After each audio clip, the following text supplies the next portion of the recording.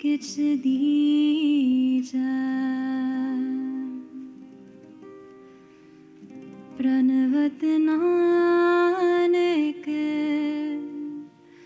सुन मेरे साहिबा दुविधा पत्थर लीजा सुनो बिनो प्रभ मेरे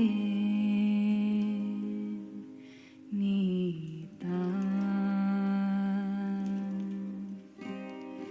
सुनो बिनो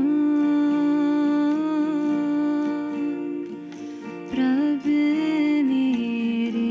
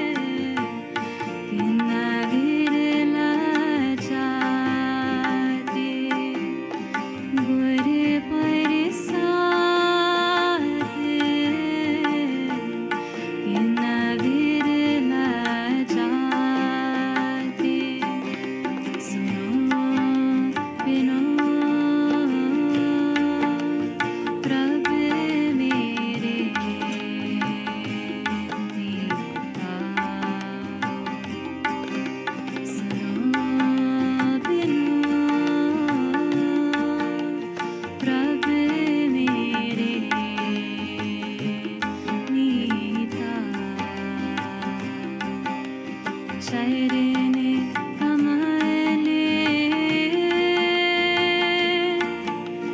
वसे मेरा जीता चरने कमले वसे मेरा जीता सुनो बिनो प्रभ मेरे मीता सुनो बिनो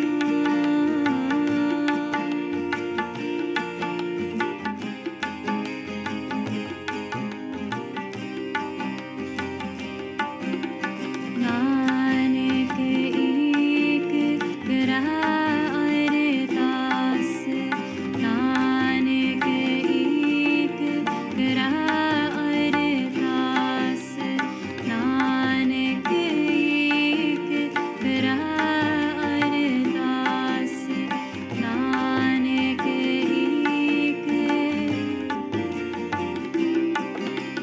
बिसर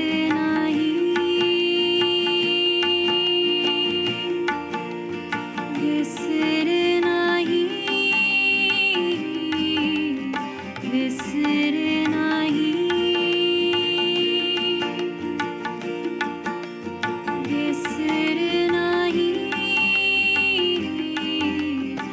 बिसर बिसर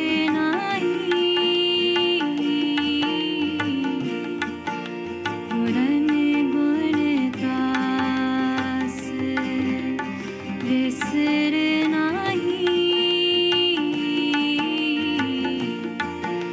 पुरन गुणदास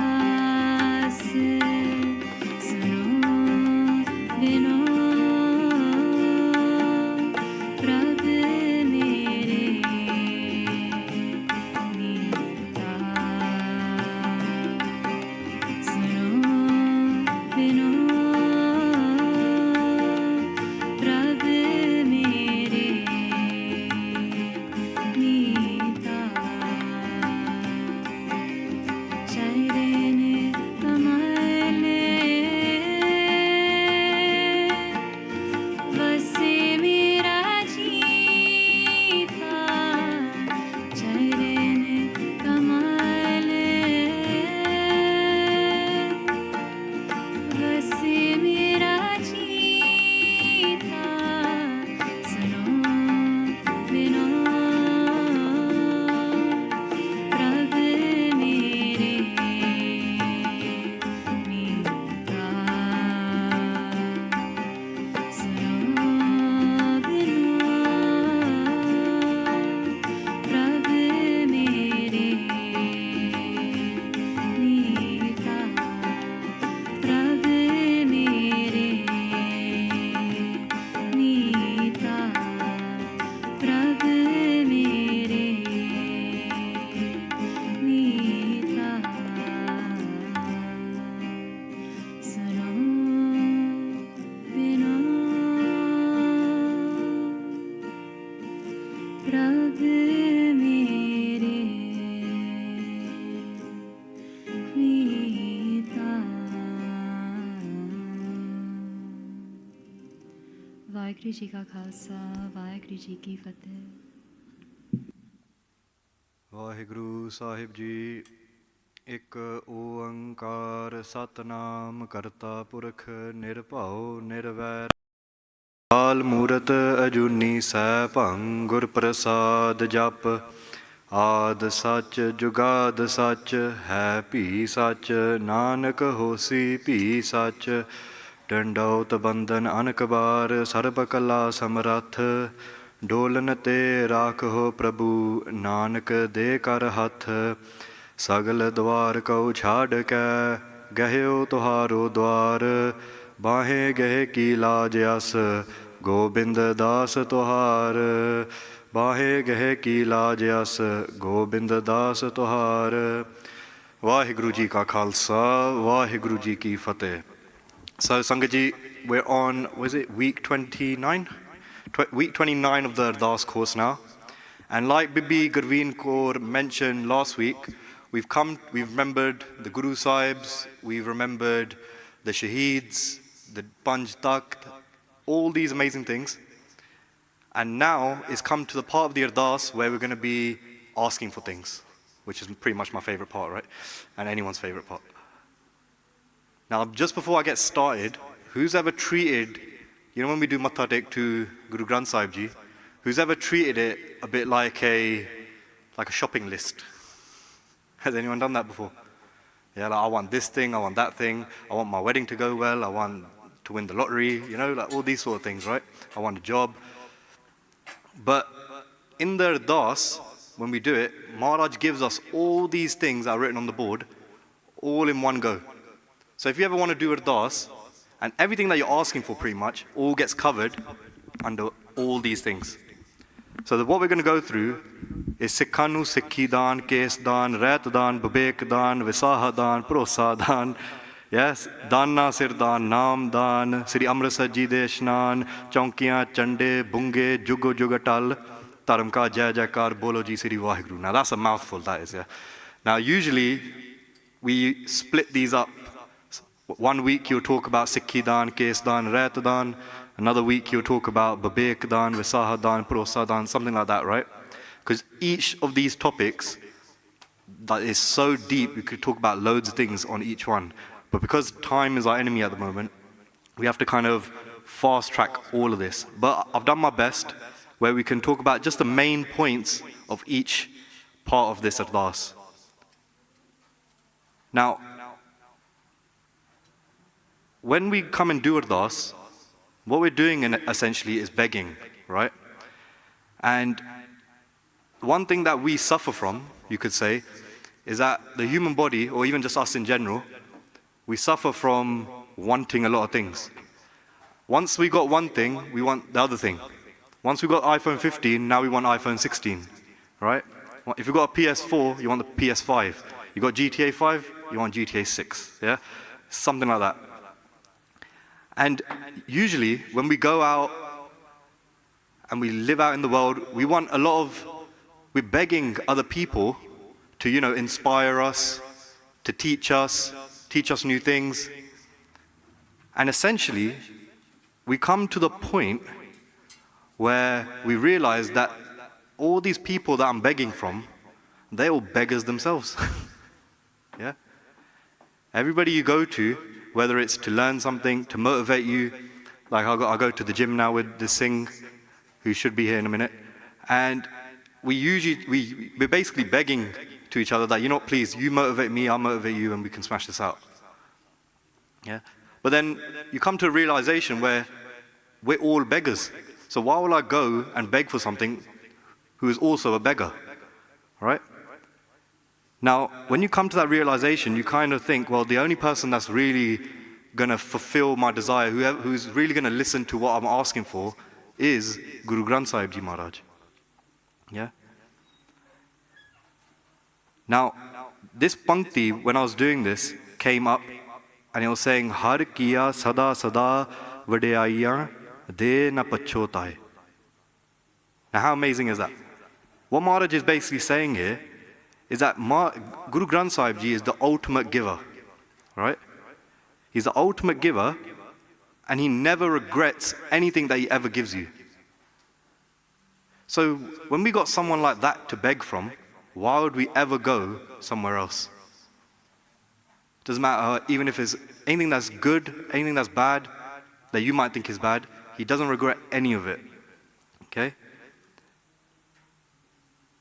So then it comes to the point that now we have the ultimate giver, which is Vaheguru. What are the right gifts to ask for? And I just spoke a little bit about what we do ask for, right? But imagine this. Imagine there was this king, right? Not Guru Granth Sahib Ji, but there was this random king, and he was happy with this man that done a lot of work for him. But this guy, he was a bit hungry that day when he done a lot of work. So he went up and the king was so happy with him, he said, you know what, I want you to ask for anything you want.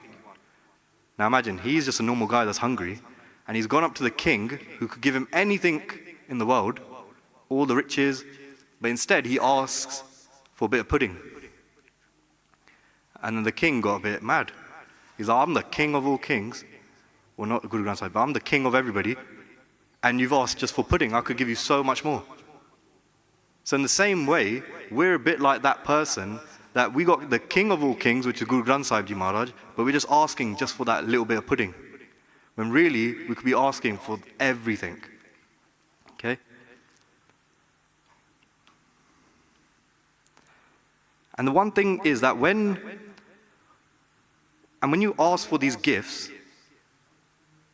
and when we ask for these specific gifts that we're going to be going through today, imagine you don't even have to ask for anything else after that. So everything that you might think you need in your life, everything can be answered by just all of these gifts that I'm going to be mentioning now. And then once you get closer and closer, you're just getting one step closer to them merging with Vaheguru. Okay? So like I said, the gifts that we are going to be going through are Sikhi Dan, Kes Dan, Ret Dan, Babek Dan, Visaha Dan, Prosa Dan, Dan Nasir Dan, Nam Dan. Okay? So I'm not going to make you read all this, but the first one is Sikhi Dan. Okay? Now, in Sikhi, where we get our code of conduct, you can say from, the Ret, is from a bunch of granths called Retname, which is conversations with Guru Gobind Singh Ji on how to live our lives, pretty much, right? And one of the Retname is from Bhai Chopa Singh.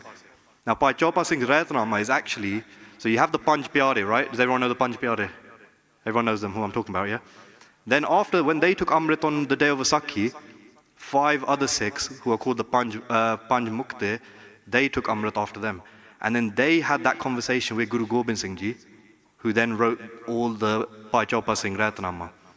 And in one section of this Retnama, it details a picture of Sikhi and what it means to be a Sikh, pretty much. And he lists down all these different things, but when I was reading all of this, I wasn't going to go through all of it, but you guys can have a look while I'm talking. But the one thing that did stick out to me was recognizing the Guru in the Khalsa. That's the one thing that really stuck out to me. And the reason for that is, like in recent times, for some reason, a lot of people within the Panth are fighting against each other. Yeah, this has been happening for ages, but it's also been happening in recent times as well, where there's so much in-house fighting, but then we kind of ignore, even it doesn't even have to be within the Panth, it could be even at home, right? That there's so much fighting happening that we're forgetting about the basic principle of what it means to be a Sikh. And one of them, which stuck out to me, was recognizing the Guru in the Khalsa. And when we do that, when we can actually see the Khalsa and be like, you know what, that's my Guru sitting there, then how can you ever have a fight with that person? And it reminds me of the Sakhi when I mentioned in one of my previous talks, Baba Bir Singh. This was during the fall of the Khalsa Raj. And there was this other Sikh who was like teaming up with the British, and they went and tried to attack Baba Bir Singh. But Baba Bir Singh recognized the Guru in the Khalsa and said, you know, I'm not going to fight another person, and I'm not going to fight another Sikh in front of these Gore, pretty much. That's what he said. Because he recognized the Khalsa and the Guru. The next gift is Kes Dan. Now, as we all know, Kes is really important to a Sikh. Now, not only do we just need to listen to our Guru first of all, right? Because if we're going to really call ourselves a Sikh, we really just need to go to basics, innit?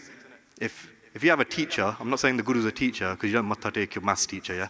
But if you have your Guru who's going to teach you everything, and you're saying you're the Sikh, then why would you not listen to anything that your Guru says? So one of the things that they do say is to keep your case. But they also say that it's the supreme kakar. What's the supreme kakar that we usually say nowadays? What do you take a guess? What is it? Yeah, usually we say it's our kara now. Everyone's walking around with a kara, right? Whether you're Amritari or not, we all wear a kara. Like I used to be munna back in the day. I used to cut my hair. And the only reason I wore a kara was pretty much because I was like, you know, I don't want people to think I'm Muslim or Hindu. Innit? I was like, I want people to know at least that I'm a Sikh. But Maharaj saying that the case is the most supreme kakar. And without case, all the other 4 kakar are useless, pretty much. Now, not only does case have so many scientific benefits, right, but the main thing that stuck out to me was that it's the stamp of the Guru. That if you got a case on your head and got case on your face, there's no way you can hide in this world. You can't hide at all, wherever you go. If you got that stamp of the Guru on you, then whenever it's time to do the right thing, there's no running away from it. You have to do something. Yeah? But what was interesting to me is that case, some people think that keeping our case started with Guru Gobind Singh Ji. That when he created the Khalsa Panth on Vaisakhi, that we all had to keep our case, that he came up with that. But really, Guru Nanak Dev Ji was the first Guru who actually said that case is the most important thing to have as a Sikh. And it comes up in history that when Bhai Mardana Ji, who was Guru Nanak Dev Ji's companion, that went on with them in their travels, he actually told Bhai Mardana Ji, if you want to travel with me, you have to keep 3 promises. The first promise is that you keep your case, that you never cut your hair. The second one was that you have to always wake up for Amrita Villa. And the third one was that if anyone was to come to your house or to come to us, you have to serve them with all the love. Doesn't matter if they're treating us bad or saying anything bad, those are 3 things that they said that you have to always do. And one of them was to keep your case.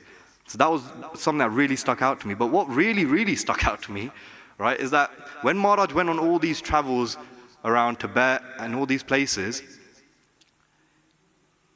obviously you have these Sikhs, or you have these people that learned from Guru Nanak Dev Ji, but then they didn't even know that any other Guru existed after that. So all they've had is the teachings of Guru Nanak Dev Ji with them. And in this book, I had it written down because I knew I wouldn't remember it. And in this book, it's called Kes Mahatta, or Mahatta. Sorry, it's in English, I can't say it in Punjabi, right? But it's from someone called Jagat Singh. And in there, there's this section, this little booklet, and it's talking about, he went to these people in Tibet, and they all had their case. And when he asked them, why do you have your case? Like, why do you grow your case? He said, because Guru Nanak Dev Ji visited our town, and now from generations upon generations later, they've kept that maryada of keeping their case throughout all that time. Now imagine, that's someone in Tibet, sitting in Tibet, listening to that hukam from Guru Nanak Dev Ji, and we're born into Sikhi, and we can't even keep our case. That's a bit crazy, isn't it? And another thing, like, I remember that there's the guy that I was talking about going gym with, yeah, Jasdeep over there. And I was speaking to him once, because he used to be Munna, I used to be Munna, and we were having this conversation once. We were like, imagine